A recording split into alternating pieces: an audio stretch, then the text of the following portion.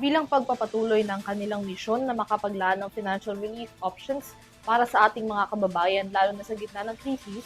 Mas pinalawak pa ng SSS ang mga programa at serbisyo nito. Kabilang na rito ang pagiging mas accessible ng mga loan programs, condonation ng penalties at pagpapaaga ng implementasyon ng pension increase. Kung ano-ano ang mga benepisyong alok ng SSS ngayon, alamin sa report na ito. Sa gitna ng kinakaharap ng mga hamong pang-ekonomiya ng bansa bunsod ng epekto ng tensyon sa Middle East at ng krisis sa petrolyo, mas pinaiigting pa ng insurance company na Social Security System ang mga programa at serbisyo nito upang alalayan ang mga miyembrong apektado ng sitwasyon. Ayon kay SSS President at Chief Executive Officer Robert Joseph Declaro, nauunawaan ng kumpanya ang dagdag na pasanin para sa mga Pilipino bunsod ng tumataas na presyo ng langis at ng mga bilihin sa merkado. Dahil dito, sinisiguro ng SSS ang improved accessibility sa kanilang mga programa at benepisyo para sa halos 60 billion pesos na financial support at assistance na maaring ma-avail ng mga miyembro at pensioners.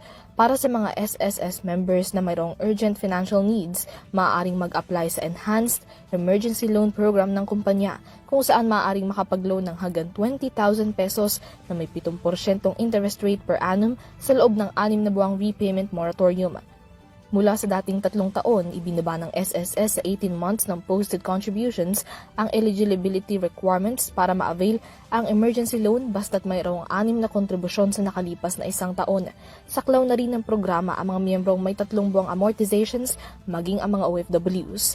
27 billion pesos ang nakalaan sa programa na tinatayang mabibinipisyuhan ang aabot sa 2.24 million eligible members na maaaring magamit ang loan para sa medical needs, edukasyon at iba pang pangunahing gastusin. Bukod dito, nakatakda na ring ilunsad ng SSS ang microloan program, isang short-term loans program mula 1,000 pesos hanggang 20,000 pesos na maaaring bayaran sa loob ng 15 hanggang 70 araw at may 8% interest rate per annum. Ang loan program na ito ay nagkakahalaga ng 40 billion pesos na maaaring makuha sa mga digital platforms at financial institutions partners ng SSS upang mapadali at mapabilis ang rollout nito sa mga miyembro. Inalis na rin ng SSS ang penalties para sa mga miyembro na may unpaid loans basta't mabayaran nila ang principal amount at interest. Maaari itong bayaran sa pamamagitan ng one-time settlement o installment terms hanggang 5 taon.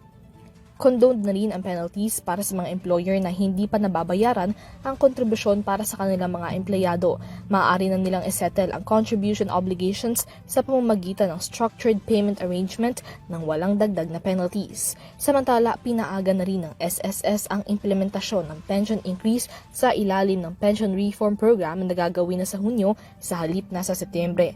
Tataas ng 10% ang matatanggap ng mga retirement at disability pensioners habang magiging 5% naman para sa death at survivor beneficiaries. Nangako rin ng SSS ng pagpapaigting pa ng mga programa at serbisyo upang matulungan ang mga miyembrong nangangailangan ng financial support, lalo na sa gitna ng krisis at similar na mga panahon.